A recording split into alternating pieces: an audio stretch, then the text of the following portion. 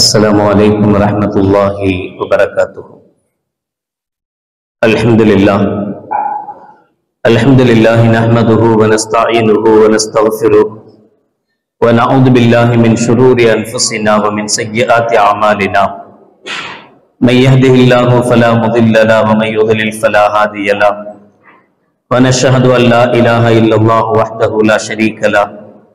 ونشهد أن سيدنا ومولانا محمدا عبده ورسوله. اللهم صل على سيدنا مولانا محمد طب القلوب ودوائها وعافية الأبدان وشفائها ونور الأبصار وضيائها وعلى آله وصحبه وسلم. أما بعد فقد قال الله تعالى في القرآن العظيم والفرقان المجيد: أعوذ بالله من الشيطان الرجيم. بسم الله الرحمن الرحيم. وويل للمشركين الذين لا يؤتون الزكاة وهم بالآخرة هم كافرون. قال رسول الله صلى الله عليه وسلم: إذا كانت لك 100 درهم وحال عليها الحول ففيها 5 دراهم وليس عليك شيء حتى يكون لك 20 دينارا وحال عليها الحول ففيها نصف دينار أو كما قال عليه الصلاة والسلام. صدق الله العظيم وصدق رسوله النبي الكريم. سبحانك لا علم لنا إلا ما علمتنا إنك أنت العليم الحكيم. رب اشرح لي صدري ويسر لي أمري واحلل عقدة من لساني يفقهوا قولي. إن أريد إلا الإصلاح ما استطعت وما توفيقي إلا بالله.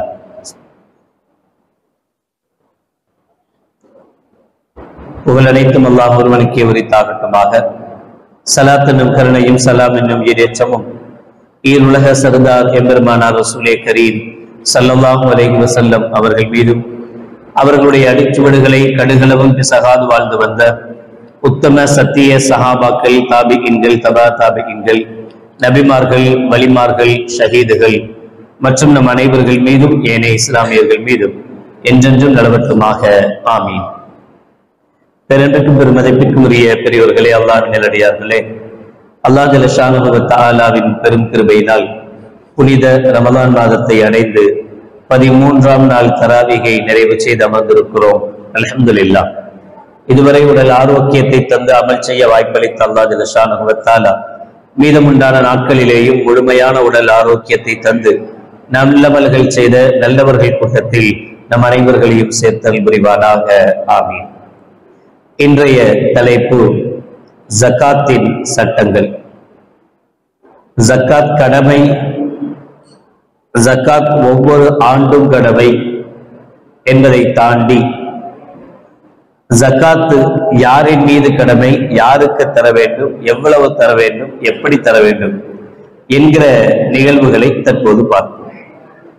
அபூதாவுதனுடைய ஒரு ரிவாயத்தின்படி ஹஜ்ரத் அலி ரலியல்லாஹு தஆலா அவர்கள் அறிவிக்கிறார்கள்: இதா கானத் லக 100 திர்ஹமின் வஹால அலைஹல் ஹவுலு. ஒரு வருடத்தில் 200 திர்ஹங்கள் தங்க காசுகள் இருந்து அதன் மீது ஒரு வருடமும் கடந்திருந்தால் ஃபஃபீஹா 5 தராஹிம், அதிலே 5 திர்ஹங்களுக்கு ஜக்காத்து கடமையாகும். அதுதான் 100க்கு 2.5% சொல்றோம். 200க்கு 5னா 100க்கு 2. وَلَيْسَ عَلَيْكَ شَيْءٌ حَتَّى يَكُونَ لَكَ 20 دينارا. 20 தீனார்கள் இருந்தால், வெள்ளிக்காசுகள் இருந்தால், وَحَالَ عَلَيْهَا الْحَوْلُ, அதன் மீது ஒரு வருடம் கடந்தால், فَفِيهَا نِصْفُ دِينَارٍ, அதில் பாதி தீனார், ஒன்றிலும் பாதி தீனார் அதில் கடமையாகும் என்று நபிகள் நாயகம் ரசூலுல்லாஹி ஸல்லல்லாஹு அலைஹி வஸல்லம் அவர்கள் சொன்னார்கள்.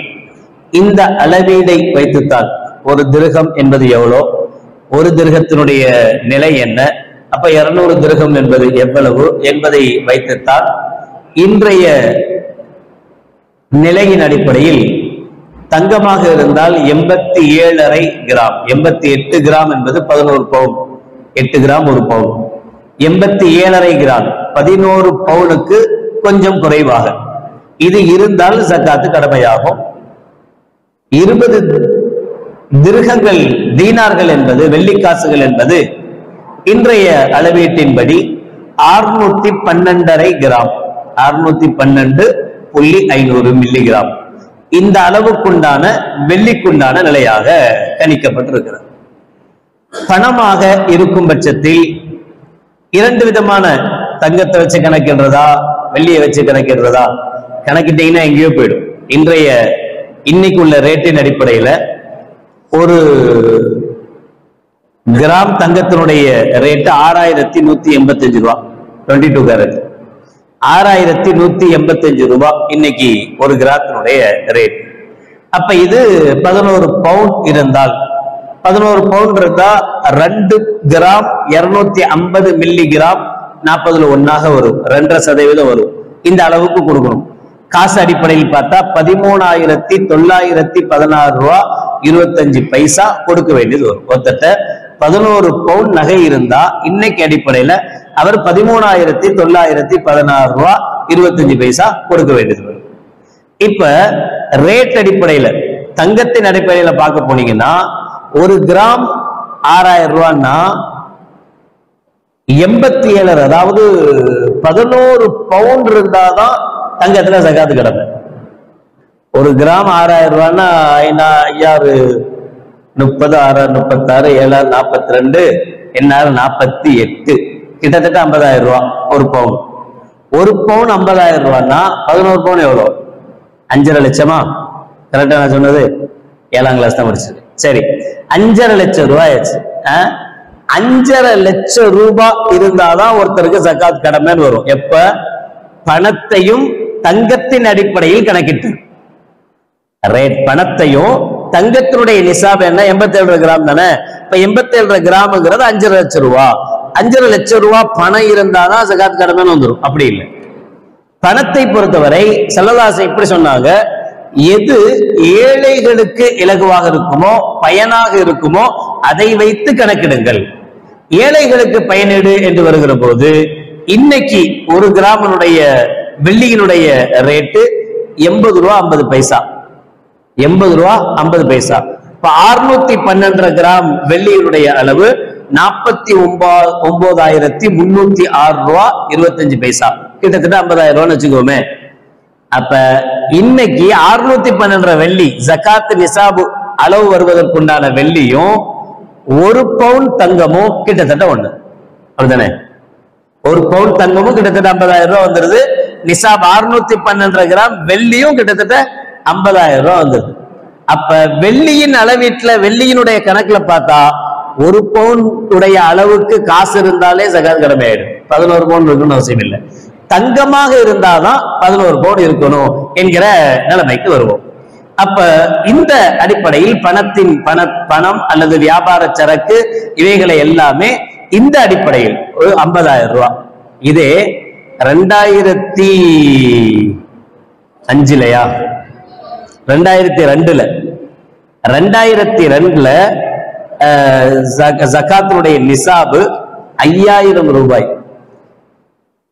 இப்ப 2024 22 வருஷம் ஆச்சா?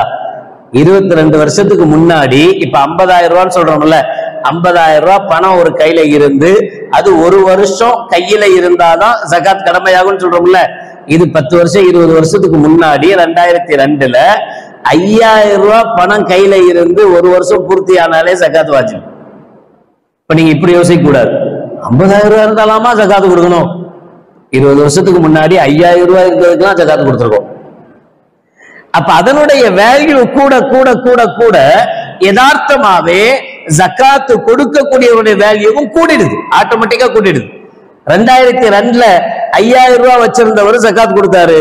அதே 2022ல 24ல 5000 ரூபாய் உள்ள ஜகாத் வாஜிபா? 50,000 ரூபாய் ஒரு வருஷம் வச்சிருந்தாலும் ஜகாத் வாஜிபுன்ற நிலைமை வந்துருதுல்ல. அப்ப அந்த ஏழைகளுக்கு தகுந்த மாதிரி இந்த வசதி வாய்ப்பும் இந்த பணத்தினுடைய மதிப்பீடும் கூடிக்கொண்டேதான் இருக்கு. ஏன்னா எந்த ஒரு நாடாக இருந்தாலும் சரி அந்த நாட்டினுடைய பண மதிப்பீடு தங்கம் வெள்ளியை வச்சுதான் தீர்மானிக்கப்படுது. அதெல்லாம் நமக்கு தெரியும். அப்ப இந்த அடிப்படையில் பணம் கூடுது, பொருளாதாரம் கூடுது அப்படின்னா அப்ப தங்க வெள்ளியினுடைய ரேட்டும் கூடுதுன்னு அர்த்தம். அது கூடுனாதான் பொருளாதாரத்தினுடைய நிலைமையும் கூடும். அதனால இதனால் ஏழைகளுக்கு எந்த பாதிப்பும் வராது. எப்படி நபிகள் நாயகம் ரசூலுல்லாஹி ஸல்லல்லாஹு அலைஹி வஸல்லம் அவருடைய காலத்துல 612 கிராம் வெள்ளியினுடைய மதிப்பு இருந்ததோ அப்படித்தான் இன்னைக்கு மதிப்பு இருக்கிறது. அந்த ரீதியில செலவு ரீதியில் அதுவும் கூடியிருக்கும் இதுவும் கூடியிருக்கும் என்கிற அடிப்படையில் தாண்டி யார் கொடுக்கணும், யாருக்கு கடமை? கடமை ஆகிறதுக்கு முதல் நிபந்தனை முஸ்லிமா இருக்கணும். காஃபிர்ட்ட போய் ஜகாத் கொடுக்கணும்னு சொல்ல மாட்டோம். இரண்டாவது கடமை பாலிகா இருக்கணும், புலூகா இருக்கணும், அதாவது வயசுக்கு வந்திருக்கணும். வயதுக்கு வந்த பெரியவர்கள் மீது 15 வயசு ஒரு பையன், 16 வயசு ஒரு பையன் புலூகா ஆயிடுறான், பெரியவன் ஆயிடுறான்னா அப்ப அதிலிருந்து அவன் 16 வயசுல வந்தான்னா 17 வயசுல இந்த ஒரு வருஷ காலத்துல அவன்கிட்ட 50,000 ரூபாய் சேமிப்பில் இருந்தால் 17வது வயசுல அவன் ஜகாத் கொடுக்க வேண்டிய அவசியம் வரும். இமாம் ஷாஃபி ரஹ்மத்துல்லாஹி அலைஹி அவர்களை பொறுத்தவரை பாலிகான சின்ன பிள்ளைங்க 10 வயசு பையன் 8 வயசு பிள்ளைங்க இருக்காங்க. ஆனா அந்த பிள்ளைகள் பேர்ல நாம பணம் சேர்த்து வச்சிருக்கோம். அந்த சேர்த்து வச்ச பணம் இந்த நிசாபினுடைய 50,000 ரூபாய் அளவை கடந்து ஒரு வருஷம் நம்மளுடைய சேமிப்பிலே இருந்திருந்தால் அந்த குழந்தையினுடைய ஜகாத்தை யார் சேமிச்சு வச்சிருக்காரோ, அத்தாவோ அம்மாவோ, யாருடைய பாதுகாப்பில் அந்த பணம் இருக்கோ அவர் கொடுக்கணும் அப்படின்னு இமாம் ஷாஃபி ரஹ்மத்துல்லாஹி சொல்லுவாங்க. அபூ ஹனீஃபா ரஹ்மத்துல்லாஹி பொறுத்தவரை சிறுவர்களுக்கு ஜகாத் இல்ல, அவர்கள் வயதை அடைந்த பிறகுதான் ஜகாத் வாஜிப். நாம் யாரை பின்பற்றுகிறோமோ அந்த அடிப்படையில் கொடுத்துக்கணும். இதுக்கு மட்டும் நம்ம ஹனஃபியா மாறிக்க கூடாது, அதுதான் தப்பு. எப்பவுமே ஷாஃபில இருந்துட்டு அப்ப ஷாஃபி இமாம் கொடுக்க சொல்றாங்களே சின்ன பிள்ளை, ஆமா அப்ப நான் ஜகாத் கொடுக்கும்போது ஹனஃபியா மாறிக்கிறேன், அப்புறம் தொழுவும் போது ஷாஃபியா மாறிக்கிறேன், இப்படி என்ன செய்யக்கூடாது, விளையாட்டு காட்டக்கூடாது. எதுல இருக்கிறோமோ அதுல இருக்கணும். மூன்றாவது நிபந்தனை அக்கில் இருக்கணும், அதாவது புத்தி சுவாதீனம் உள்ளவர்களுக்கு தான் ஜகாத் வாஜிப். எதுவுமே கடமை அப்படிங்கிறதே யாருக்கு? தொழுகை கடமை யாருக்கு? புத்தி சுவாதீனம் உள்ளவங்களுக்கு தான், புத்தி இருக்கிறவங்களுக்கு தானே தொழுகை கடமை. புத்தி இல்ல, அவர்கள் கொஞ்சம் மாறி இருக்கிறாங்க அப்படின்னா அவங்க மேல தொழுகை கடமையே இல்லை. அதே மாதிரி ஜகாத்தும் கடமை இல்லை. இங்கே இமாம் ஷாஃபி ரஹ்மத்துல்லாஹி சொல்லுவாங்க, அது வேற, தொலை வேணாம் அப்படின்னு சொன்னா அது வேற. ஆனா பணம் அப்படின்னா அவனுக்குண்டான பணத்தை யார் வச்சிருக்கா? அவருக்குண்டான பணத்தை வச்சிருக்கிறது யாரு? பொறுப்பாளி யாரு? அந்த பொறுப்பாளி அதிலிருந்து வருகிற ஜகாத்தை அதுக்குண்டான நிலைமையில கொடுக்கணும் என்று இமாம் ஷாஃபி ரஹ்மத்துல்லாஹி சொல்லுவாங்க. இந்த மூணும் பொதுப்படையான நிபந்தனைகள். இஸ்லாத்துல இருக்கணும், முஸ்லிமா இருக்கணும், வயதுக்கு வந்த நிலையில் இருக்கணும், அக்கில் புத்தி உள்ளவராக இருக்கணும். நான்காவது உருவா இருக்கணும். அது இப்போ இந்த காலத்துல இல்ல. அபுது அடிமைத்தனம்ங்கிறது இந்த காலத்துல இல்ல, எல்லாருமே உருதான் நம்ம எல்லாம். ஐந்தாவது, எந்த பொருளின் மீது நம்ம ஜகாத் கடமைன்னு சொல்றோமோ அது நம்முடைய பூரண அதிகாரத்தில் இருக்கணும். அதாவது அதை நாம நினைச்சா அதை எடுக்க முடியணும், நாம நினைச்சா அதை கொடுக்க முடியணும். இப்படி நம்முடைய கஸ்டடியில இருக்கணும், நம்முடைய கண்ட்ரோல்ல இருக்கணும். 5. ஆறாவது நிசாப் அடைஞ்சிருக்கணும். 7வது ஒரு வருடம் பூர்த்தியாகி இருக்கணும். இந்த நிலைமையில யாருக்கு பணம் இருக்கிறதோ அவர்கள் மீது ஜகாத் கடமை. எவ்வளவு கடமை என்கிற அந்த லெவலையும் சொல்லியாச்சு.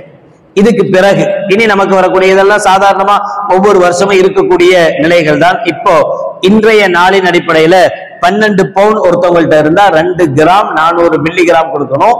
காசு அடிப்படையில் 14,844 ரூபாய். 13 பவுன் இருந்தா 2 கிராம் 600 மில்லி கொடுக்கணும், 16,081 ரூபாய். 14 பவுன் இருந்தா 2 கிராம் 800 மில்லி கொடுக்கணும், 17,318 ரூபாய். 15 பவுன் ஒருத்தவங்கள்ட்ட இருந்தா 3 கிராம் கொடுக்கணும். 3 கிராமுடைய இன்றைய ரேட்டு 18,555 ரூபாய்.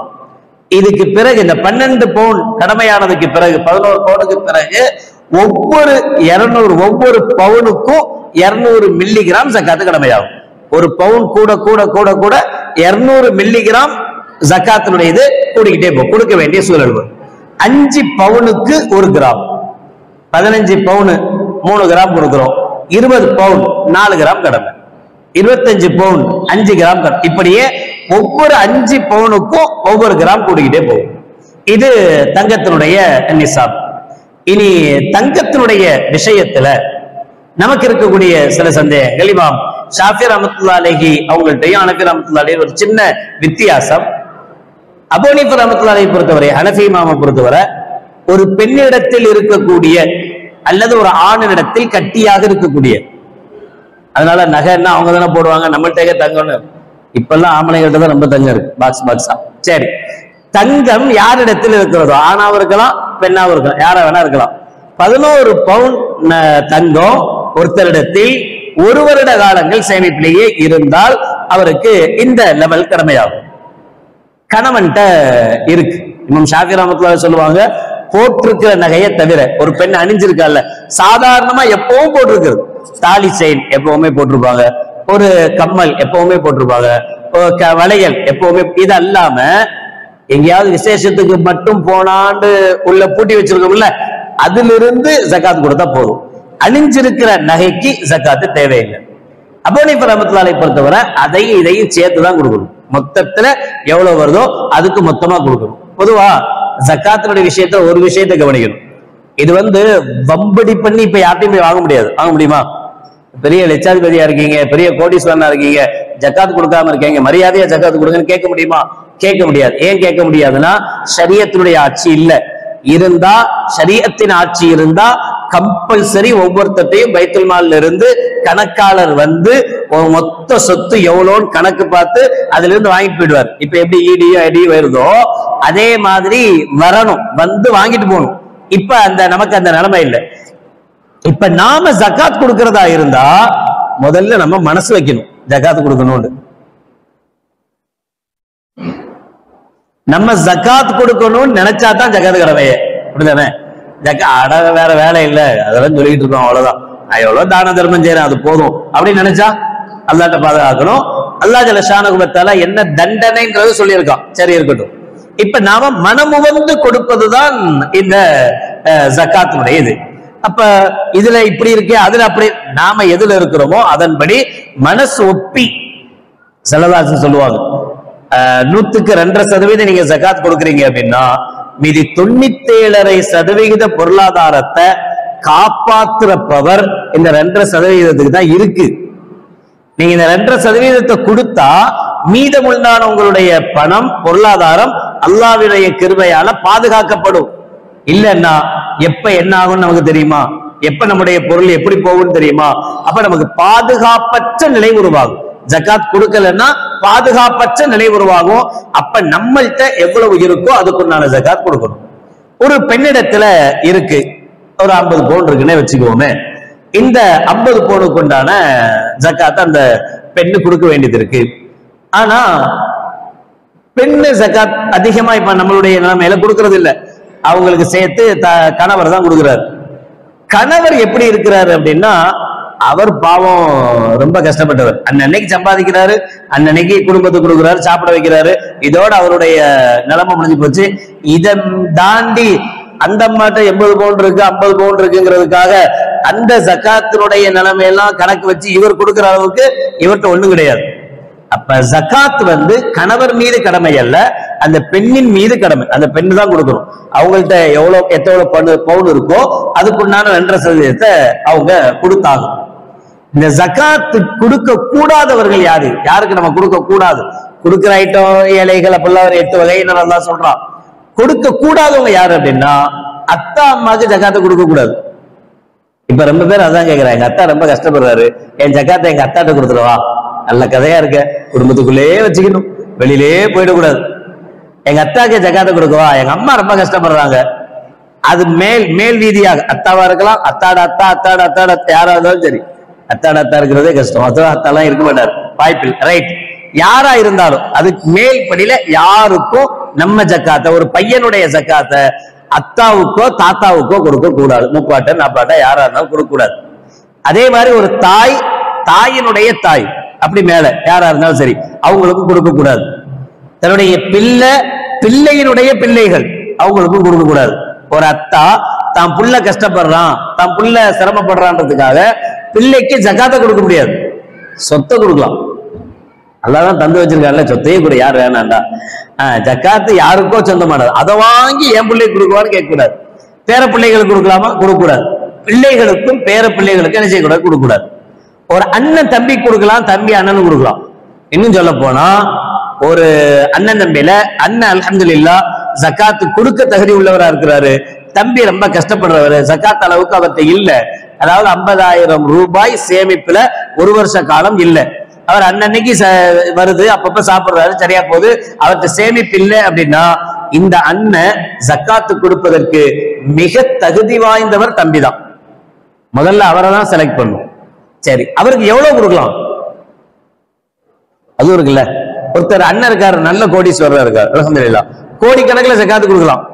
இவரை பொறுத்தவரை சில கோடிகள் இவருக்கு ஜக்காத்தே கடமை, அந்த அளவுக்கு அளவு நல்லா இருக்கு. தம்பி பாவம் ஒண்ணுக்குமே இல்லாம 50,000 ஒரு வருஷம் சேமிப்புலாம் ஒண்ணும் கிடையாது, பாவம் ரொம்ப சிரமப்பட்டு கஷ்டப்பட்டு வாழ்றான். இப்ப என்ன செய்யலாம்? இந்த அண்ணன் தான் நினைச்சா தன்னுடைய ஒட்டுமொத்த ஜக்காத்தினுடைய தொகையையும் தம்பிக்கே கூட கொடுக்கலாம்.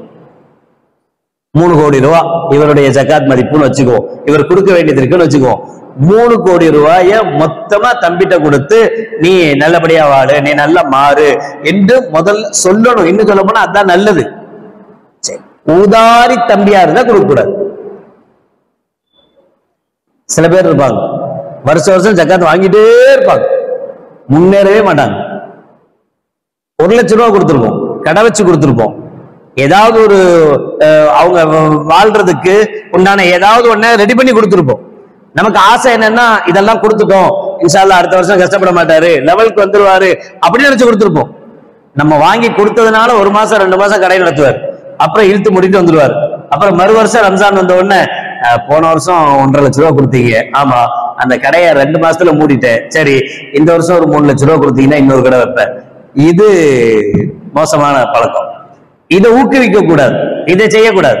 அப்ப ஊதாரி தம்பியா இருந்தா அண்ணனே வச்சுக்கிட்டு அவனுக்கு தகுந்த மாதிரி செலவு பண்ணணும். ஆனா அவனால எந்திரிச்சு வர முடியும், அவன் இதுல இருந்து வந்துருவான், அவன் ஜக்காத் கொடுக்கிற நிலைமைக்கு வருவான் என்கிற ரீதியில இருந்தா கணக்கே கிடையாது. இவ்வளவுதான் கொடுக்கணும்ன்ற கணக்கல்ல, எவ்வளவு விரும்புறாரோ அவ்வளவு கொடுக்கலாம். அதுதான் சிறந்ததும் கூட. தன்னுடைய சொந்த பந்தங்கள் மத்தவங்க மத்த நிலைமையில அக்கா தம்பி அக்காவுக்கு கொடுக்கறது, அக்கா தம்பி கொடுக்கறது, மாமா கொடுக்கறது, மச்சானு கொடுக்கறது, சச்சா கொடுக்கறது, பெரித்தா கொடுக்கறது, இது எல்லாமே நல்லது. இவங்களுக்கு கொடுக்கறது தான் சிறப்பு. இதை தாண்டி தான் மத்தவங்க, பக்கத்துல உள்ளவங்க, பக்கத்து வீட்டுக்காரங்க, ஏத்து வீட்டுக்காரங்க, பக்கத்துல உள்ளவங்க, பக்கத்துல உள்ள ஏழைகள், அதை தாண்டி மஹல்லா ஏழைகள், அதுக்கப்புறம் தான் வெளியூரை பத்தி எல்லாம் யோசிக்கணும். இப்ப நமக்கு என்னன்னா ஜிபேல அனுப்புனா வேலை முடிஞ்சதுன்னு உட்கார்ந்துடுறோம். அத்தை பையன் கஷ்டப்படுறான், எதை பத்தி அது தப்பு, இதை செய்யக்கூடாது, சரி அதை முடிப்போம். இப்ப ஒரு பெண் அவளுடைய இதை அவள் தான் கிடைக்கணும். சரி, மனைவிக்கு பவர் இருக்கு, ஜகாத் கொடுக்கிற பவர் இருக்கு, நகை இருக்கு, கணவன் கஷ்டப்படுறான் அப்படின்னா ஒரு மனைவி தன்னுடைய ஜக்காத்தை கணவனுக்கே கொடுக்கலாமா? அபூ ஹனீஃபா ரஹ்மத்துல்லாஹி அலைஹி சொல்லுவாங்க, கொடுக்க கூடாது. எப்படி அத்தாவுக்கு கொடுக்க கூடாதோ, எப்படி பிள்ளைகளுக்கு கொடுக்க கூடாதோ, அதே மாதிரி ஒரு பெண்ணு நல்ல வசதியா இருக்காங்க, அவளுடைய கணவனே கஷ்டப்படுறான் அப்படின்னா சொத்தை கொடுக்கலாமே தவிர ஜகாத்தை கொடுக்க கூடாது. ஷாஃபி ரஹ்மத்துல்லாஹி அலைஹி சொல்றாங்க கொடுக்கலாம். என்ன செய்யலாம்? ஒரு பெண்ணு, ஒரு மனைவி தன்னுடைய கணவனுக்கு என்ன செய்யலாம்? தாராளமாக கொடுக்கலாம், தப்பில்லை. கொடுத்து அல்ஹம்துலில்லாஹ் அவன் நல்ல நிலைமைக்கு வந்து இன்னொரு சூழ்நிலையில கொடுக்கிற நிலைமைக்கு வந்தா ரொம்ப சந்தோஷம், அதனால கொடுக்கலாம் அப்படிமா. சரி, இப்ப இந்த 2 பேர்த்தையும் தனித்தனியா இருந்தா, இத தாண்டி நகையில கிட்டத்தட்ட இவ்வளவுதான். இன்னொரு விஷயம், ஒரு நகையை கொண்டு போய் அடமானம் வச்சுட்டோம். இப்ப நகை இல்ல, 11 பவுன் இருந்துச்சு, 50 பவுன் இருந்துச்சுன்னு வச்சுக்கோமே. 50 பவுன்ல இப்போதைக்கு ஒரு 10 பவுன் போட்டுக்கிட்டு 40 பவுன் அடமானத்துலதான் இருக்கு, அடமானத்துலதான் வச்சிருக்கோம். அப்படின்னா ஷாஃபி ரஹ்மத்துல்லாஹி அலைஹி பொறுத்தவரை இது ஒரு கடன் மாதிரி, நம்ம பொருள் தான், ஆனா இன்னும் கைக்கு வரல. ஷாஃபி ரஹ்மத்துல்லாஹி அலைஹி சொல்லுவாங்க, இந்த எந்த கடனும் ஜகாத்தை தடுக்காது. அது உங்க யாருது? அது காணா போச்சுன்னு வச்சுக்கோ, பேங்க்ல வச்சிருந்தோம், லாக்கர்ல மொத்தமா காணா போச்சு. இப்ப நாம போய் அரசாங்கத்துல அப்ளை பண்றோம், நான் ஏற்கனவே இந்த பேங்க்ல இவ்வளவு நகையை நான் வச்சிருந்தேன், சேமிப்பா வச்சிருந்தேன், அது காணா போச்சு, எனக்கு கொடுங்க. கேட்கிற உரிமை இருக்கா இல்லையா? கேட்க முடியாதா? என்ன யாரும் பேச மாட்டாங்க, கேட்க முடியாதா? வருமா வராதான்னு நான் கேட்கலையே, கேட்க முடியுமான்னு தானே கேட்கிறேன். வருமா வராதான்னு விட்டுருங்க, தருமா தருவானா எவ்வளவு தருவான் அதை நான் கேட்கல. இதுக்கு பேரு, இந்த நகைக்கு பேரு ஏன் நகையா பேங்க் நகையா? ஏன் சொத்து, எனக்கு சம்பந்தமானது. நான் மாசம் மாசமோ வருஷமோ ஏதோ ஒரு அமௌண்ட்டை அதுக்காக நான் கொடுத்துக்கிட்டே இருக்கணும். கொடுத்து என்னால எப்ப முடியுதோ அப்ப நான் என்ன செய்வேன், அந்த நகையை எனக்கு சொந்தமானதாக மீட்டிடுவேன். அப்ப அந்த நகை யாருடைய நகை? ஏன் நகை? ஓ நகைனா நீ தான் கொடுக்கணும். ஷாஃபி ரஹ்மத்துல்லாஹி அலைஹி, அபூ ஹனீஃபா ரஹ்மத்துல்லாஹி அலைஹி சொல்றாங்க, நகை நம்மள்தான் இருந்தாலும் இப்ப நினைச்சா அதுல இருந்து ஏதாவது எடுக்க முடியுமா? உடனடியா தரமாட்டான். அமௌண்ட்டை கட்டினாதான் நகையை தருவான். நகை ஏன் நகை தான் 40 பவுன் கொடுத்து வச்சிருக்கேன். இந்த 40 பவுனை கொடுத்து நான் இவ்வளவு கடன் வாங்கியிருக்கேன். இதுல நான் வட்டி எல்லாம் பேசல, சரியா? வட்டி கூடாதுங்கிறதுல மாற்றுக்கிறது இல்ல. நம்ம பேங்க்ல கொண்டு போய் வச்சுட்டு வட்டி வாங்குறோம், அது தப்பு, அதுல மாற்றுக்கிறது இல்ல. நான் சொல்ல வர்றது ஒரு அமௌண்ட்டை என்கிட்டே நானே உங்கள்கிட்ட தர்றேன். 40 பவுனை தந்து சில லட்சங்களை நான் வாங்கினேன், நமக்குள்ள எந்த வட்டியும் கிடையாது. இந்த அமௌண்ட் அப்படியே நான் திருப்பி தந்துட்டு என் நகை நான் மீட்டணும், அவ்வளவுதான் வச்சுக்கோமே. இப்ப இந்த அமௌண்ட்டை நான் ஃபுல்லா கொடுத்தாதான் நீங்க நகையை தருவீங்க, அப்படித்தானே? நான் இதனுடைய ஒவ்வொரு பார்ட்டா கொடுத்துட்டே இருக்கேன். ஒவ்வொரு மாசத்துக்கு 10,000 ரூபாய், 20,000 ரூபாய், வருஷத்துக்கு இவ்வளோ அப்படின்னு கொடுத்துட்டே இருக்கேன். கொடுக்க கொடுக்க அதிலிருந்து கொஞ்ச நகை எனக்கு சொந்தமா மாறுமே தவிர முழு நகையும் இப்ப எனக்கு சொந்தமா மாறல. எப்ப நான் ஃபுல்லா கொடுத்து முடிப்பனோ அப்பதான் அது எனக்குள்ளதான் என்ன செய்யும், மாறும். அதனால இமாம் அபூ ஹனீஃபா ரஹ்மத்துல்லாஹி அலைஹி சொல்றாங்க, இப்போதைக்கு அது உன் நகையாக இருந்தாலும் அதை நீ தஸர்ருஃப் செய்ய முடியாது, நினைச்ச மாதிரி யூஸ் பண்ண முடியாது. அப்ப அது கையில் இருந்தும் உன் நகை இல்லாதது போல. எனவே என்னைக்கு அது மீண்டு வருதோ, என்னைக்கு அது திரும்ப வருதோ, வர்றப்ப எத்தனை வருஷம் ஜகாத் கொடுக்காம இருந்தியோ மொத்தமா சேர்த்து கொடுக்கணும். தேவையா? எத்தனை சும்மா இப்ப கொடுத்துட்டு நாளைக்கு மீட்டுறோமா? எப்படி இருந்தாலும் 5 வருஷம் 10 வருஷம் ஒரு லெவல் வச்சிருக்கோம்ல, வச்சுக்கீங்க. ஒரு 15 பவுன் இருக்குன்னு வச்சுக்குவோம். 15 பவுன் வச்சிருக்கோம். 15 பவுனுக்கு எவ்வளவுக்கு இது ஜகாத்து? 3 கிராம். 5 வருஷத்துக்கு 53 எத்தனைங்க? ஆமாங்க, 15 பவுனை வச்சிருக்கோம். 15 பவுன்ல 3 கிராம் இல்லையா? அப்ப 15 கிராம் வாஜிபு. 15 கிராம்னா எவ்வளோ? 8 8 16, 2 பவுன். 15 பவுன்ல 2 பவுனை கொடுத்துரும். 5 வருஷத்துக்கு பின்னாடி மீட்னா. இது எப்ப? வருஷம் கொடுக்காம இருந்தா. இது எதுக்கு வம்பு அப்படின்னு, அதுக்குண்டானத வருஷம் கரெக்டா கொடுத்துட்டா நமக்கு பிரச்சனையே இல்லை. அது நம்ம கைக்கு வந்த பிறகு அப்புறம் எப்ப அதுக்கு டேட் வருதோ அப்ப நாம சாதாரணமா அந்த ஒரு வருஷத்துக்கு உண்டானது கொடுத்தா போதும். இது 10 வருஷம் கழிச்சு மீட்டுவீங்களோ, 15 வருஷம் கழிச்சு மீட்டுவீங்களோ, எப்படி மீட்டுவீங்களோ அப்ப மொத்த வருஷத்துக்குண்டான ஜக்காத்தையும் கணக்கு பார்த்து கொடுக்கணும். இன்னொரு சொல்லின்படி அப்படி கொடுக்க வேண்டிய அவசியம் இல்லை. என்னைக்கு நம்ம கடைக்கு வருதோ ஒரே ஒரு வருஷத்தினுடைய ஜக்காத்தை மட்டும் கொடுத்தா போதும் அப்படின்னும் சில இமாம்களுடைய கருத்து இருக்கு. நான் தான் சொல்லிட்டேன், ஜக்காத்தை பொறுத்தவரை கஷ்டப்படுத்தி வாங்குறதல்ல, இஷ்டப்பட்டு கொடுக்கிறது. சரியா? நாம எந்த மதுஹபை பின்பற்றுறோமோ அந்த மதுஹபின்படி என்ன சட்டமோ அப்படித்தான் நாம யோசிக்கணுமே தவிர அந்த பக்கம் சாய்ஞ்சா இப்படி போயிடலாம், இந்த பக்கம் சாய்ஞ்சா இவ்வளவு லாபம் கிடைக்கும் நினைக்க கூடாது. லாபம் கிடைக்கிற மாதிரி இருக்கும், அல்லாஹ் பெரிய நஷ்டத்தை தந்துருவான். இது நமக்கு செலவழிக்கிற மாதிரி தெரியும், ஆனா அல்லாஹ் பெரிய பாக்கியத்தை, நான் அடிக்கடி சொல்றது உண்டு. ஒருவேளை அப்படிலாம் நம்ம வச்சு கஷ்டப்படுறோம், அதுல இருந்து நம்ம ஜக்காத்து கொடுக்குறோம். இந்த ஜக்காத்து அல்லாவுக்கு ரொம்ப பிடிச்சமானதாயிடுச்சுன்னா அல்லாஹ் பாதுகாக்கணும், 5 வருஷத்துல மீட்ட வேண்டியதை ஒரே வருஷத்துல மீட்டி கையில தந்துருவான். வாய்ப்பு தானே, பரக்கத் தானே, அல்லாஹ் அப்படித்தானே செய்வான். அப்ப அதுக்குண்டான வாய்ப்புகள். அப்ப நகை இருந்தா இவ்வளவு கொடுக்கணும், மனைவிட்ட இருந்தா இப்படி செய்யணும், அடமா இருந்தா இவ்வளவு செய்யணும். இது நகையினுடைய சாப்டர் க்ளோஸ்.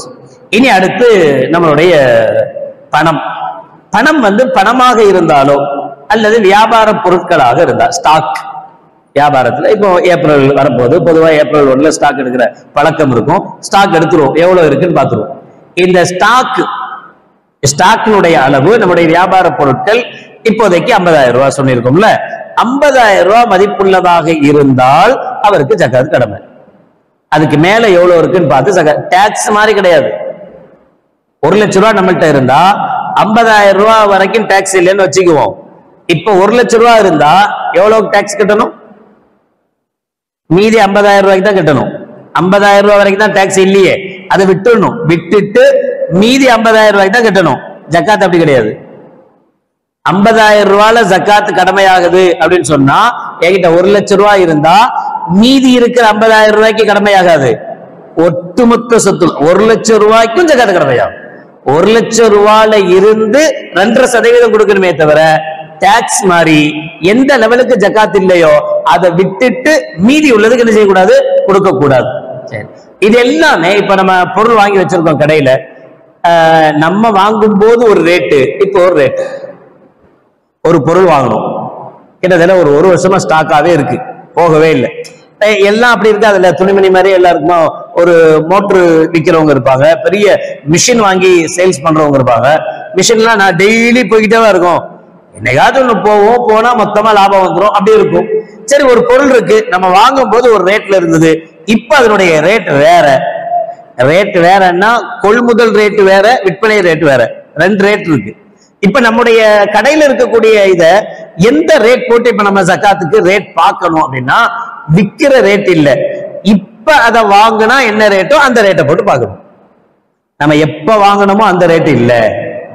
நம்ம வாங்கும் போது ஒரு மிஷின் 10,000 ரூபான்னு வச்சுக்கோ, இப்ப அந்த மிஷின் 15,000 ரூபாய், ஆனா விக்கிறது 30,000 ரூபாய். வாங்கினது 10,000 ரூபாய்க்கு, இப்ப ரேட்டு 15,000 ரூபாய், விக்கிறது 30,000 ரூபாய் விக்கிறோம். இப்ப நான் இந்த மிஷினுக்கு என்ன ரேட் போடணும் ஜக்காத்துக்கு அப்படின்னா, எவ்வளவு போடணும்? 15,000 ரூபாய் போடணும்.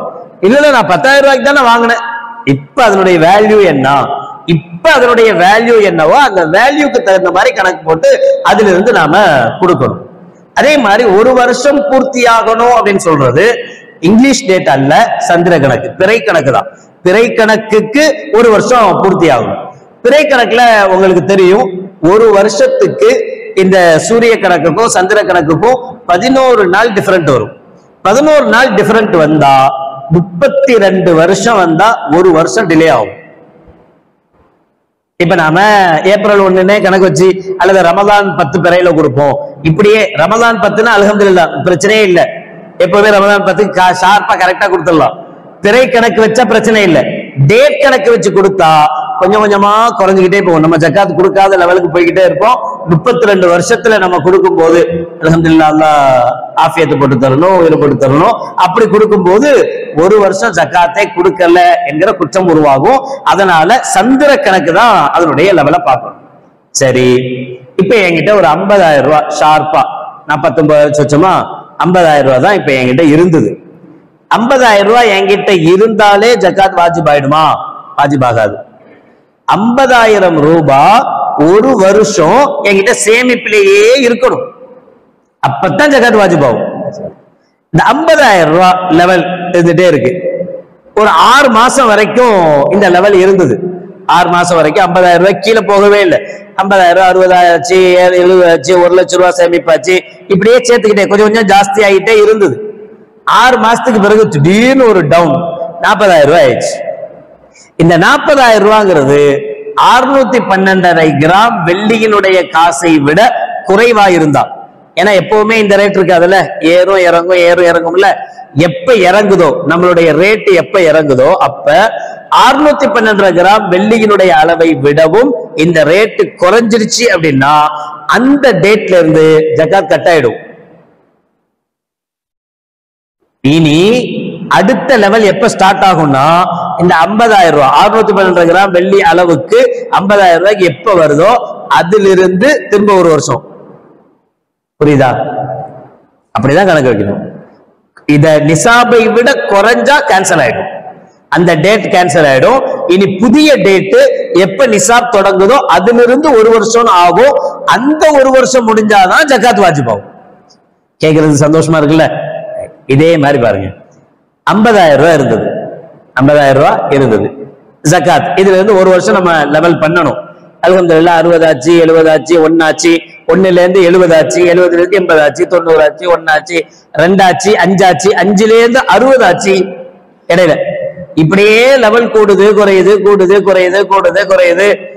இந்த டேட் வரும்போது அடுத்த வருஷம் ரமலான் 13, அடுத்த வருஷம் ரமலான் 13 வர்றதுக்குள்ள இடையில எப்பவுமே நிசாபை விட குறையல, 50,000 ரூபாய்க்கு கீழே போகல, 60,000 ரூபாய் வரைக்கும் வருது, மேல போகுது வருது.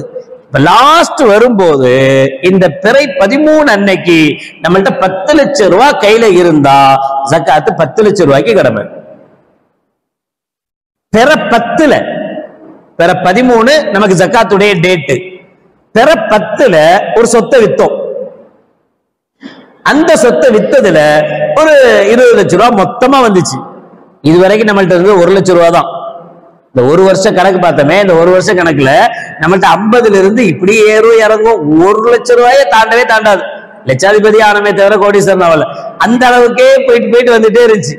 இந்த ஒரு 2 நாள் 3 நாளைக்கு முன்னாடி ஒரு பெரிய சொத்தை வித்தோம், அல்லது அத்தாவினுடைய சொத்து நமக்கு வந்துச்சு, அம்மாவுடைய சொத்து, ஏதோ ஒரு வகையில நமக்கு ஒரு 20 லட்சம் ரூபாய் மொத்தமா வந்துருச்சு அப்படின்னா, இப்ப 10ஆம் தேதி தான் 20 லட்சம் ரூபாய் வந்திருக்கு. ஏற்கனவே 1 லட்சம் ரூபாய் 21 லட்சம் ரூபாய் இருந்தா 13ல 21 லட்சம் ரூபாய்க்கு ஜகாத் கொடுக்கணும். அப்ப மட்டும் இனிச்சுதா? இப்ப மட்டும் கசகுதா? என்னங்க அநியாயமா இருக்கு? இந்த 20 லட்சம் ரூபாய் வந்து ஒரு நாள் தானே ஆச்சு, 2 நாள் தானே ஆச்சு, ஒரு வருஷம் இருக்கணுமே. ஒரு வருஷம் இருக்கணுங்கிறது நிசாபுக்கு தான். ஒவ்வொரு பணத்துக்கும் தனித்தனி கணக்கு கிடையாது. இன்னைக்கு என்கிட்ட இவ்வளவு வந்தது, இதுக்கு ஒரு வருஷம் ஆகணும், இன்னைக்கு என்கிட்ட இவ்வளவு வந்தது, இதுக்கு ஒரு வருஷம் ஆகணும், இப்படின்னு ஒவ்வொரு பணத்துக்கும் தனித்தனி நிசாபு கிடையாது, வைக்கவும் முடியாது. வாய்ப்பு இருக்கா? இதையே நாம வைக்கிறது இல்ல, இந்த கணக்கே பாக்குறது இல்ல. அப்ப இந்த நிசாபை விட குறைஞ்சா கேன்சல் ஆகும்.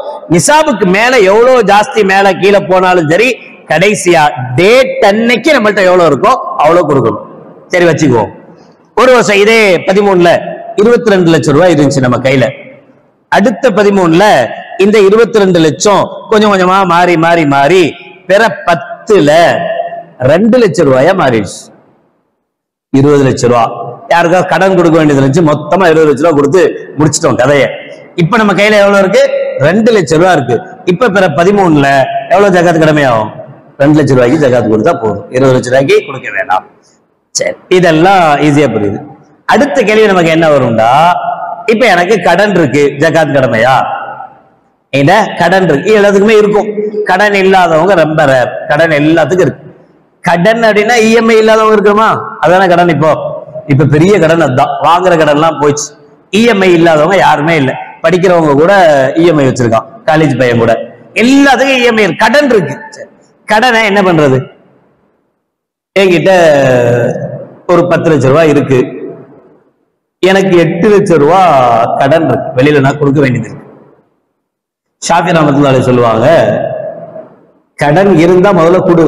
10 லட்சம் ரூபாய் வச்சிருக்கல, இருக்கு, எவ்வளவு கடன் கொடுக்கணும்? 8 லட்சம் ரூபாய் கொடு. அவ்வளோத்தையும் கொடுத்துட்டு நான் எப்படி வியாபாரம் பண்றது? கொடுக்க மாட்டோம். கொடுப்போமா? கொடுக்கறதுக்கு வாய்ப்பு இருந்தா கூட கொடுக்க மாட்டோம். அத நம்ம இந்த 8 லட்சம் ரூபாய் வச்சு நம்ம வியாபாரம் பண்ணா ஒரு மாசத்துல ஒரு 2 லட்சம் ரூபாய் சேர்த்துடலாம். அதுக்கப்புறம் அவனுக்கு 8 லட்சம் ரூபாய் கொடுத்தாலும் 1 லட்சம் ரூபாய் லாபம் வந்து, இப்படிதான் நம்ம கணக்கு போடுவோமே தவிர, அவனுக்கு கடன்காரன் ஆச்சே பாவம், அவன்கிட்ட வாங்கணுமே கொடுக்கணும்னு தோணாது. அப்படித்தான் எல்லாருமே வச்சுட்டு இருக்கும். இப்ப இந்த கடன் அளவுக்கு ஷாஃபி ரஹ்மத்துல்லாஹி அலைஹி சொல்லுவாங்க, எந்த கடனும் ஜகாத்தை தடுக்காது. எவ்வளவு இருக்கு உங்ககிட்ட? 10 லட்சம் ரூபாய் இருக்கு. எவ்வளவு கடன் கொடுக்கணும்? 8 லட்சம் ரூபாய் கொடுக்கணும். 10 லட்சம் ரூபாய்க்கு ஜகாத்து கொடு. 8 லட்சம் ரூபாய் கொடு, கடன் அடைய. கடனை அடைச்சிட்டா வேண்டாம், நீ 2 லட்சம் ரூபாய்க்கு மட்டும் ஜகாத்து கொடுத்தா போதும். இல்ல நான் கொடுக்க மாட்டேன், கையிலேயே வச்சுக்குவேன் அப்படின்னா, கையில தானே வச்சுக்குவேன், அப்ப 10 லட்சம் ரூபாய்க்கு ஜகாத்து கொடு அப்படின்னு ஷாஃபி ரஹ்மத்துல்லாஹி சொல்றாங்க. அபூ ஹனீஃபா ரஹ்மத்துல்லாஹி பொறுத்தவரை, சரி பாவம் போனா போறான் அப்படின்னு, உன்கிட்ட எவ்வளவு இருக்கு கடன்? 8 லட்சம் ரூபாய் கடன் இருக்கு. 8 லட்சம் ரூபாய் கடனை எப்ப கொடுக்க போற? இப்பவே கொடுத்துடுறியா? கொடுக்க மாட்டேன், நான் வியாபாரம் பண்ண வேண்டியது இருக்கு. எப்ப கொடுப்பேன்? கொஞ்சம் கொஞ்சமா கொடுப்பேன். கொஞ்சம் கொஞ்சமான எவ்வளவு கொடுப்பேன்? மாசம் ஒரு 1000 ரூபாய் கொடுப்பேன், 5000 ரூபாய் கொடுப்பேன் அப்படின்னு நமக்கு ஒரு லெவல் வச்சிருக்கோம். சரி வச்சிருந்தா ஒரு வருஷத்துக்கு எவ்வளவு கொடுப்பேன் கடன்? 8 லட்சம் ரூபாய். 8 லட்சம் ரூபாய் ஒரு வருஷத்துல 1 லட்சம் ரூபாய் கடன் கொடுத்துருவேன். அப்ப இந்த 8 லட்சம் ரூபாய்க்கு நம்ம வச்சிருக்கிறது 8 வருஷம். 8 வருஷத்துல கொடுத்து காலி பண்ணணும் முடிவு பண்ணி வச்சிருக்கோம். ஒரு வருஷத்துல எவ்வளவு கொடுப்பேன்? 1 லட்சம் ரூபாய் கொடுப்பேன். சரி, இந்த 1 லட்சம் ரூபாயை மட்டும் கழிச்சுக்க. என்கிட்ட 2 லட்சம் ரூபாய் இருக்கு, இல்லைன்னா 10 லட்சம் ரூபாய் இருக்கு. 10 லட்சம் ரூபாயில 8 லட்சம் ரூபாய் கடன், 1 லட்சம் ரூபாய் தான் கொடுக்க போறேன் அப்படின்னா, 10 லட்சத்துல 1 லட்சத்தை கழிச்சுட்டு மீதி 9 லட்சத்துக்கு ஜகாத் வரும்.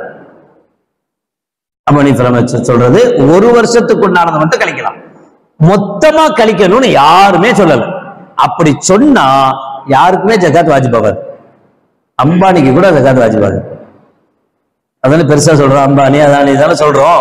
அவனுக்கு கூட, ஏன்னா அவன் கூட தன் சொத்து மதிப்பை விட அதிகமா கடன் வாங்கி வச்சிருக்கான். சொத்து மதிப்பு அவனுக்கு என்னவோ சொத்து மதிப்பை விட அதிகமா. ஏன்னா நம்ம லெவலே அப்படிதான், நாம போனாதான் சொத்து மதிப்பை விட கம்மியா கடன் தருவான் பேங்க்காரன். அவன் போனா சொத்து மதிப்பை விட டபுளா கடன் கொடுப்பான். அப்ப சொத்து மதிப்பை விட அதிகமா கடன் இருக்கும்போது ஜக்காத் வாஜிபாகுமே. அப்படி இல்லை, அது தப்பு. எவ்வளவு கடன் இருந்தாலும் சரி ஜக்காத் வாஜிபாகும். ஒட்டுமொத்த கடனையும் ஜக்காத்துக்கு என்ன செய்ய முடியாது, கழிக்க முடியாது. இது கடன். கடன் இருந்தா நம்ம செய்ய வேண்டியது. இதை தாண்டி நமக்கு சில நிலங்கள் இருக்கு அல்லது வீடு இருக்கு, சொந்த வீடு இருக்கு. அல்ஹம்துலில்லாஹ் சொந்த வீட்டுல நாம வசிக்கிறோம், பிரச்சனை இல்லை. நமக்கு 4 வீடு இருக்கு, ஒரு வீட்டுல தான் நாம வசிக்கிறோம். மீதி 3 வீட்டுல வாடகைக்கு விட்டுருக்கோம். 3 வீட்டை வாடகைக்கு விட்டுரும். இப்ப அந்த வாடகையினுடைய பணம் நமக்கு வருது. இப்ப வாடகை எவ்வளவு வருதோ அந்த பணத்தை நம்ம சேமிப்புல கொண்டு வந்துருவோம். ஒன்னது நம்மளுடைய பேங்க் டெபாசிட்டா மாறும், அல்லது நம்முடைய வியாபாரத்துல அதை தூக்கி போடுவோம். சம்திங் ஏதோ ஒண்ணுல அந்த வாடகை நம்மளோட கலந்துடும். அதை தனியா எடுத்து வைப்போமா? கிடையாது. ஒருவேளை தனியா எடுத்து வச்சா 3 வீட்டுல இருந்து வாடகை வருது இல்ல, வாடகை மட்டும் தனி சேமிப்பாக்கி வச்சா அந்த சேமிப்புக்கு தனிப்பட்ட முறையில நம்மளுடைய காசு தானே சேர்ந்து அதுக்கும் ஜக்காத் வாஜிபாகும். அந்த காசுக்கு தான் ஜக்காத் வாஜிபே தவிர 3 பில்டிங்களுடைய வேல்யூக்கு ஜக்காத் வாஜிப் இல்லை. எத்தனை வீடு இருந்தாலும் சரி, வீட்டினுடைய வேல்யூக்கு ஜக்காத்து வாஜிபாகாது. வீட்டிலிருந்து வர்ற வருமானத்தினுடைய வேல்யூக்கு ஜக்காத் வாஜிபாகும். இப்ப யாரும் அப்படி பெருசா வீடெல்லாம் வாங்குறது இல்லை. அங்கங்க நிலத்தை வாங்கி போட்டுக்கிறது. பின்னாடி வரும்போது கொஞ்சம் ஹையா வரும்போது அது வித்துக்கலாம் என்று பல பேர் வாங்குறாங்க. இப்ப சொந்த நிலம், நான் ஒரு வீடு, சொந்த வீடு இருக்கு வச்சிருக்கேன். இன்னொரு நிலம் சொந்தமா வாங்கியிருக்கேன். ஏன் வாங்கியிருக்கேன் அப்படின்னா, இந்த வீடு பத்தாது, அந்த இடத்துல வீடு கட்டணும். இது 600 ஸ்கொயர் ஃபீட்ல தான் கட்டியிருக்கோம். சின்ன வீடு, அப்போதைக்கு தேவையா இருந்தது, கட்டிட்டோம். இப்போ ஒரு 2400 ஸ்கொயர் ஃபீட், ஒரு கிரவுண்ட் அளவுக்கு இடத்த வாங்கியிருக்கோம். வாங்கினதுக்கு எந்த நோக்கமும் கிடையாது. இங்க கொஞ்சம் நல்ல வீட்டை பெருசா கட்டி நாம வசிக்கணும்னு தான் வாங்கணும். வாங்கி 10 வருஷம் ஆச்சு, இன்னும் கட்டுற மாதிரி காணும். வாங்கி அந்த நிலம் அப்படியே கிடக்குது, இன்னும் என்ன செய்யல, கட்டவே இல்லை. அப்படின்னா இந்த நிலத்துக்கு, இந்த நிலத்தினுடைய வாழ்வுக்கு ஜக்காத் வாஜிபானா வாஜிபா ஆகாது. ஏன் அப்படின்னா, இதை நான் சொந்தத்துக்குன்னு வாங்கி போட்டு வச்சிருக்கேன். ஆனா சில பேர் இப்படி செய்வாங்க, எப்பப்பெல்லாம் எங்கெங்க இடம் வருதோ அதெல்லாம் வாங்கி வச்சுக்கிறது. எதுக்கு? நல்ல ரேட் வரும்போது விற்கிறது. ரியல் எஸ்டேட்ல இருந்தாலும் சரி, அதாவது சாதாரணமானவங்களை கூட கையில காசு இருந்தா வீடா போயிடும், வேஸ்ட் ஆயிடும் அப்படிங்கிறதுனால இதுல போட்டு வைக்கலாங்கிறதுனால என்ன செய்வாங்க, எஸ்டேட்டை வாங்க. அப்ப அந்த நிலம், இப்ப ஒருத்தருக்கு 10 நிலம் இருக்குன்னு வச்சுக்கோ, 10 நிலம் இருக்கு, அவருக்கு 6 புள்ள. இவர் என்ன நியத்துல ஒவ்வொரு நிலத்தையும் வாங்குறாருன்னா, தன் சொந்த தேவைக்காக. இதை விற்கணும்ன்ற ஐடியால வாங்கவே இல்லை. 6 பிள்ளைங்க இருக்கு, 6 பிள்ளை பேர்ல 6 எழுதி வச்சிருவோம், பொண்டாட்டிக்கு 1 எழுதி வச்சிருவோம். நம்ம சொத்தை எவன் வச்சிருக்கானோ அவன் வச்சுக்கிட்டோம், மீதி 2 சொத்தை பள்ளியாசலுக்கு. இப்படிதான் அவருடைய எய்ம். அதுக்காக வேண்டிய 10 நிலத்தை வாங்கினார். 10 நிலத்தின் மீது ஜக்காத் வாஜிப் இல்லை. ஒருத்தருக்கு ஒரே ஒரு வீடு தான் இருக்கு, எக்ஸ்ட்ரா ஒரே ஒரு நிலம் தான் வாங்கினாரு. அந்த நிலத்தை கூட விற்கணும்ன்ற எண்ணத்துல வாங்கினா அந்த நிலத்துக்கு ஜக்காத் கொடுக்கும், அந்த நிலத்தினுடைய வேல்யூக்கு ஜக்காத் கொடுக்கும். அப்ப நம்மளுடைய எண்ணம் தான், நம்மளுடைய நியத்து தான். நம்மளை யாரும் என்னன்னு கேட்க போறது இல்லை, மனசை திறந்து பார்க்க போறது இல்லை. அது நமக்கும் அல்லாவுக்கும் உண்டானது. நாம அதை நம்முடைய சொந்த தேவைக்கு வாங்கியிருந்தா அது எவ்வளவு நிலங்கள் இருந்தாலும் அதன் மீது ஜக்காத் வாஜிபாகாது. அல்லது விற்பனைக்காக நம்ம அதை வாங்கி வச்சிருந்தா அதன் மீது கம்பல்சரி என்ன ஜக்காத்து வாஜிப் ஆகும். அடுத்தது பேங்க் டெபாசிட் பண்ணி வச்சிருக்கோம். பேங்க் டெபாசிட்ல நம்முடைய கொஞ்சம் கொஞ்சமா டெபாசிட் பண்றோம். அது ஒரு 1 லட்சம் ரூபாய் இருக்கு. இந்த 1 லட்சம் ரூபாய்க்கு ஒரு 2000 ரூபாயோ 3000 ரூபாயோ அல்லது 10,000 ரூபாயோ ஏதோ ஒரு வட்டியும் வந்திருக்கு அந்த இதுல. இப்போ 1 லட்சம் ரூபாய் என்னுடைய சொந்த அமௌண்ட், ஒரு 5000 ரூபாய் அதுல வட்டி, 1,05,000 ரூபாய் என்கிட்ட இருக்கு பேங்க்ல மொத்தமா இருக்கு. இப்ப நான் ஜக்காத் கொடுக்கும் போது 1 லட்சம் ரூபாய் கொடுக்கணுமா, 1,05,000 ரூபாய் கொடுக்கணுமா? எதுக்கு எவ்வளவு ஜக்காத் கொடுக்கணும் அப்படின்னா, 1 லட்சம் ரூபாய் என்னுடைய சொந்த காசு என்ன 1 லட்சம் ரூபாய் போட்டோம், 1 லட்சம் ரூபாய்க்கு ஜக்காத் கொடுக்கணும். அப்ப அந்த 5 லட்சம் ரூபாய்க்கு ஜக்காத் கொடுக்க வேணாம் தானே அப்படின்னா, கண்டிப்பா வேணாம். ஏன்னா அந்த 5 லட்சம் ரூபாயும் மொத்தமா எடுத்து கொடுத்துடணும். அந்த 5 லட்சம் ரூபாயும் அந்த 5000 ரூபாயும் மொத்தமா எடுத்து கொடுத்துடணும். ஏன்? அது வட்டி, அது நமக்கு சொந்தமானதே இல்லை. அதுல 5 பைசா கூட நாம எடுக்க கூடாது. அதை அப்படியே எடுத்து அதை மொத்தமா கொடுத்துடணும். இந்த 1 லட்சம் ரூபாய் நம்ம காசு, நம்ம கொஞ்சம் கொஞ்சமா சேர்த்து வச்சது தானே. இந்த சேர்த்து வச்ச காசுக்கு ஜகாத் கொடுக்கணும். அது ஹராமான காசு, ஹராம, அதை மொத்தமா கொடுத்துடணும். பிக்ஸட் டெபாசிட் சில பேர் போட்டு வச்சிருப்பாங்க. இது சேமிப்பு, சேவிங்ஸ் அக்கௌண்ட். சில பேர் பிக்ஸட் அக்கௌண்ட் போடுறாங்க. பிக்சட் அவுட்னா 5 வருஷம் 10 வருஷம் இடையில எடுக்கவே முடியாது. நம்ம நினைச்சா எடுக்க, என்ன ஆனாலும் சரி, எனக்கு பெரிய ஆக்சிடென்ட் ஆகி போச்சு, நான் உடனே எடுக்க முடியாது.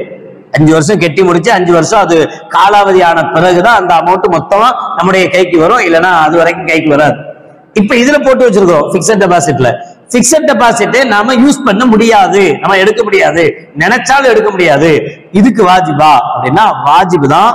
ஏற்கனவே நான் சொன்ன மாதிரி ஒண்ணு வருஷம் கொடுத்துட்டா பிரச்சனை இல்லை, இல்ல 5 வருஷம் முடிஞ்ச பிறகு எடுத்தா 5 வருஷத்துடைய ஜகாத்தையும் மொத்தமா கொடுக்கும்.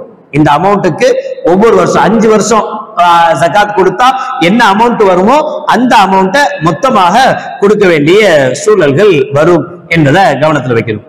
அதே மாதிரி இந்த ஜகாத்தை அதே மாதிரி ஷேர் மார்க்கெட் இப்போ மோஸ்ட்லி அதுலயும் போடுறாங்கல்ல, ஷேர் மார்க்கெட்ல போட்டிருக்கோம். ஷேர் மார்க்கெட்டு பலது இருக்கு, அதுல ஹலாலும் இருக்கு ஹராமும் இருக்கு. சோப்பு கம்பெனி இருக்கு, சோப்பு கம்பெனில தப்பு இல்லை, ஷேர் மார்க்கெட் சேரலாம். பிஸ்கட் கம்பெனி இருக்கு, பிஸ்கட் கம்பெனில ஷேர் மார்க்கெட் சேரலாம். அதே பிஸ்கட் கம்பெனி விஸ்கியும் சேர்த்து பண்றான், சேரக்கூடாது. ரெண்டும் சேர்ந்துருது. அவன் நம்ம காசு எடுத்து எதுல போடுறான்னு தெரியாது, பிஸ்கில போட்டானா பிஸ்கட்ல போட்டானு தெரியாது.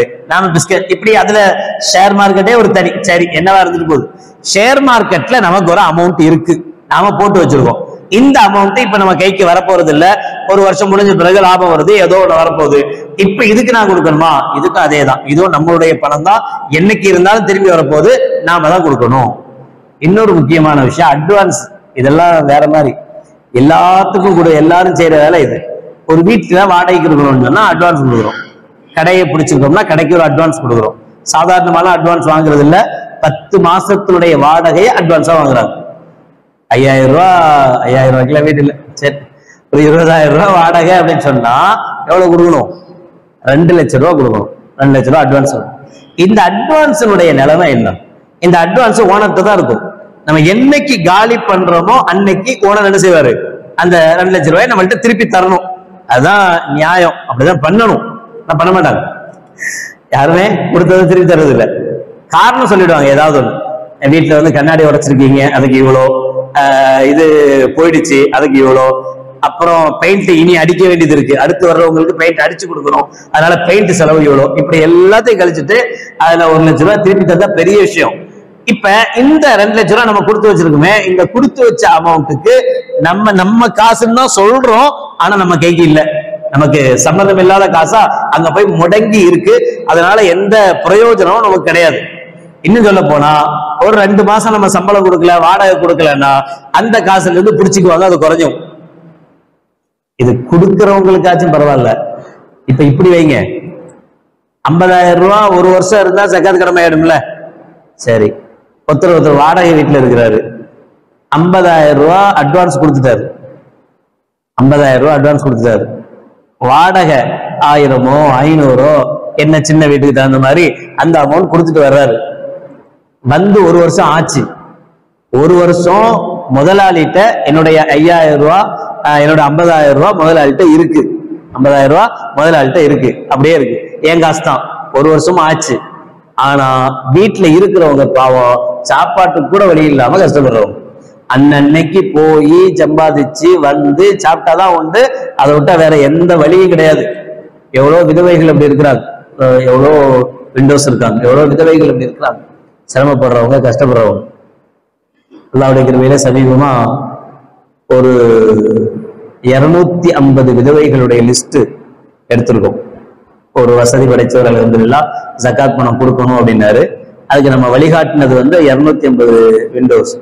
அவங்களுக்கு தலா 10,000 ரூபாய் ஒவ்வொருத்தருக்கும் ஜகாத் பணத்தை கொடுக்கறதுக்கு இன்ஷா அல்லாஹ் இந்த செவ்வாய்க்கிழமை, வர்ற செவ்வாய்க்கிழமை. அப்ப போகும்போதுதான் தெரியுது, சில இடங்கள்ல சில விதவைகள் எப்படி இருக்கிறாங்கன்னா, கேஸ் வாங்குறது கூட காசு கிடையாது. அதனால கேஸையே கேன்சல் பண்ணிட்டாங்க. கேன்சல் பண்ணிட்டு விறகு கிடைக்கிறதே இல்லை. விறகு கிடைச்சாதானே விறகு அடுப்பு இருக்கிறது, விறகு கிடைக்கிறது. இப்படிலாம் கஷ்டப்படுறவங்க விதவைகள் இருக்காங்க பிள்ளைங்களை வச்சு.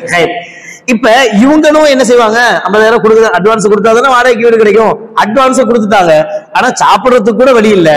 இப்ப இவங்க ஜக்காத் கொடுக்கலாமாங்கிறது வேற, அதை விட்டுருவோம். ஜக்காத்தை வாங்கலாமா?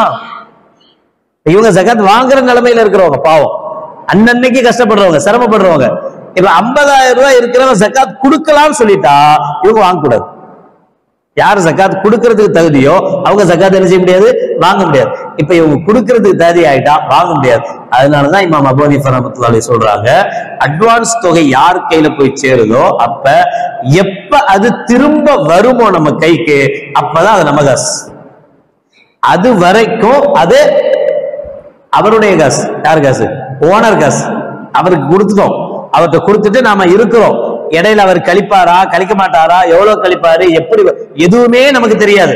கடைசியில எப்ப அது திரும்பி வருதோ, திரும்பி வரும்போது அது என்ன அமௌண்ட் இருக்கோ அந்த அமௌண்ட் தான் நம்முடைய அமௌண்டாக பாவிக்கணும். ஆனா பேணுதலாக என்ன சொல், இதை நான் சொன்னது யாருக்குன்னு புரிஞ்சுக்கிட்டீங்கல்ல, உடனே நம்ம இப்படி யோசிக்க கூடாது. ஆல்ரெடி இவர் அட்வான்ஸே லட்சக்கணக்கில் கொடுத்து வச்சிருக்கிறார். அது இல்லாம சில பேர் இப்ப பகுதிக்கு போறாங்க. அப்படி போகும்போது எவ்வளவு கொடுக்குறாருன்னு நமக்கே தெரியும். 5 லட்சம் ரூபா, 10 லட்சம் ரூபா, 20 லட்சம் ரூபான்னு கொடுத்துடுறோம். முதல்ல கொடுத்து வச்சுட்டு இவர் லட்சாதிபதி, மாஷா அல்லாஹ், நல்லா வாழ்றாரு. இப்ப இவரை பொறுத்தவரை இவருக்கு இந்த 10 லட்சம் ரூபாய்க்கு ஜக்காத் கொடுக்கறது கஷ்டமா? இல்லவே இல்லை. அதனாலதான் ஆரம்பத்திலே சொல்லிட்டேன், மனசு நிறைஞ்சு கொடுக்கறது ஜக்காத். இப்ப நம்ம வேணாம்னு சொல்றது யாருக்கு? பாவம் ஜக்காத் கடமை ஆயிடுங்கிறவங்களுக்கு வேணாம், எப்ப வருதோ அப்ப கொடு. இது அப்படி இல்லை. நம்ம எல்லாம் என்னைக்கு முடிச்சுட்டு 5 வருஷம் முடிச்சுட்டு திரும்ப போகும்போது அந்த 5 லட்சம் ரூபாய், அந்த 10 லட்சம் ரூபாய் திரும்ப வரும்போது 5 லட்சம் ரூபாய் இல்லைன்னு சொல்ல போறானா? அவர் சொல்ல போறாரா? ஏதோ ஒரு 10,000 ரூபாய் 20,000 ரூபாய் கழிவுமே தவிர மீது பணம் கம்பல்சரி நம்ம கைக்கு வரப்போகுது. அப்ப ஜக்காத் அந்த பணத்துக்கு கொடுத்துதான். ஒண்ணு வருஷம் இப்பவே கொடுத்துரு, இல்ல 10 வருஷத்துக்கு பின்னாடி மொத்தமா கொடு.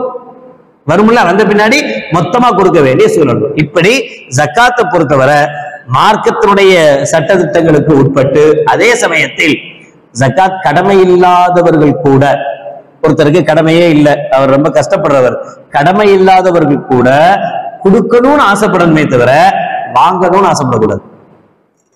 பெரிய கை சேதமான விஷயம் என்னன்னா, ஜக்காத் கொடுக்கிறவங்க கூட வாங்கணும்னு ஆசைப்படுறாங்க. நவுதுபில்லாஹ், அல்லாஹ் பாக்குறாரு. அவங்க ஜக்காத் கொடுக்க தகுதி உள்ளவங்க, அவங்க பல பேருக்கு கொடுக்கணும். ஆனா அவங்களுக்கு என்ன ஆசைனா, அங்க அவ்வளவு கொடுக்குறாங்களாம், இங்க இவ்வளவு கொடுக்குறாங்களாம், அதை வாங்கலாமா, இதை வாங்கலாமா, எங்க அத்தாட்டே நான் வாங்கலாமா, என் பொண்டாட்டினே நான் வாங்கலாமான்றதுக்கு தான் சட்டம் கேட்கிறமே தவிர கொடுக்கலாமாங்கிறது யாருமே சட்டம் கேட்கிற மாதிரி தரும். நான் வாங்கலாமா, நம்ம வந்து நான் அடிக்கடி சொல்லுவேன், நம்மளுடைய கார் இருக்கு, பைக் இருக்கு, சொந்த வீடு, இது எதுக்குமே ஜக்காத் வாஜிப் இல்லை, கொடுக்க வேண்டிய அவசியமே இல்லை. நம்முடைய பள்ளியினுடைய தலைவர் கண்ணியத்துக்குரிய அப்துல் ரஹ்மான் ஹசரத் மாமூர்ல இமாமா இருந்து வஃபாத்தானாங்கல்ல, ஹசரத்துடைய பழக்கம் என்ன தெரியுமா, நாங்க கண்ணால கண்டிருக்கோம். ஹசரத் ஜக்காத் மட்டுமல்ல, அவங்க வச்சிருக்கிற ஆக்டிவாவுக்குண்டான 2 வீலருக்குண்டான அமௌண்ட்டுக்கும் ஜக்காத் கொடுப்பாங்க. நானே கேட்டேன், இது தேவையே இல்லையா, இதுக்கு எதுக்கு ஜக்காத் கொடுக்குறீங்க, இது ஜக்காத் கடமையானதா, இது நமக்கு சொந்தமா இருக்கிற இதுல மார்க்கமே சொல்லி இது ஜக்காத் தேவையில்லைன்னு சொன்ன விஷயம், இதுக்கே கொடுக்கணும். ஹசரத் சொன்ன பதில் என்னன்னா, இந்த ஜக்காத் இன்ஷா அல்லாஹ் எனக்கு இந்த 2 வீலர்ல இருந்து வர்ற ஆபத்துல இருந்து பாதுகாக்கும். கொடுக்க கூடாதுன்னு நீங்க ஏன் சொல்லியிருக்க மார்க்கம்? என் சொந்த வீட்டினுடைய வேல்யூக்கு கொடுக்க வேணாம், தேவையில்லை, ஆனா கண்டிப்பா கொடுக்க கூடாதுன்னு சொல்லிச்சு மார்க்கம். இல்ல, கொடுத்தா அல்ஹம்து ஹைருல்லக்கும், அது உங்களுக்கு நல்லது. ஹசரத்தினுடைய பழக்கம் நாம நேர்ல கண்டது. ஹசரத் ஜக்காத் அவ்வளோ கை நீட்டி வாங்க மாட்டாங்க, யார்கிட்டையும் கூடாது, நான் எனக்கு தராதீங்கன்னு சொல்லுவாங்க, அவ்வளவு பேணுதலா இருப்பாங்க. அது மட்டும் இல்ல, தான்கிட்ட இருக்கக்கூடிய வண்டிக்கு உட்பட ஜக்காத்து கொடுக்கணும்னு ஆசைப்படும். இதுதான் நிலைமை, இதுதான் யதார்த்தம். இப்படி கொடுக்கணும்னு நினைக்கணும்.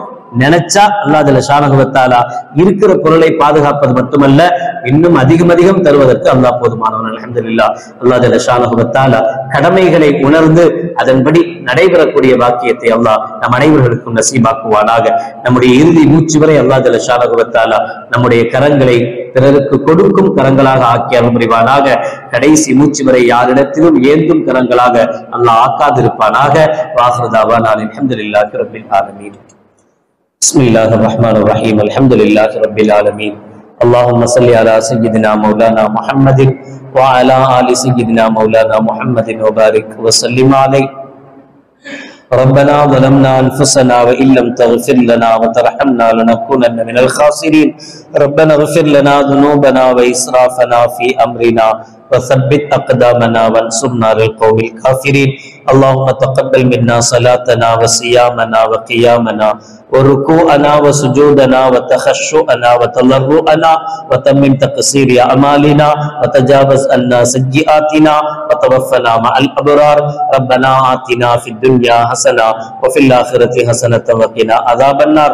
وصلى الله تعالى وسلم على خير خلقه سيدنا محمد وعلى آله وأصحابه أجمعين برحمتك يا أرحم الراحمين والحمد لله رب العالمين. سبحان الله وبحمده سبحانك اللهم وبحمدك أشهد أن لا إله إلا أنت أستغفرك وأتوب إليك. سبحان ربك رب العزة عما يصفون وسلام على المرسلين والحمد لله رب العالمين. صلى الله على محمد صلى الله عليه وسلم.